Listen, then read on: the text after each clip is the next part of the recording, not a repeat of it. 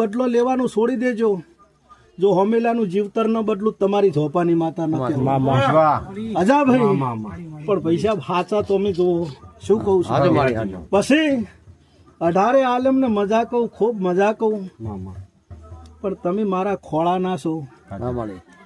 તમે અન્યાય કરશો તો મને દુઃખ થાય, ન્યાય કરશો તો અન્યાય કરશો તો દુઃખ થાય, અને કોક તમારું અન્યાય કરશે તોય દુઃખ થાય. એટલે તમે ન્યાયમાં રહેજો. અન્યાય કરવા વાળાને તો હું માતા જોયું, બરાબર.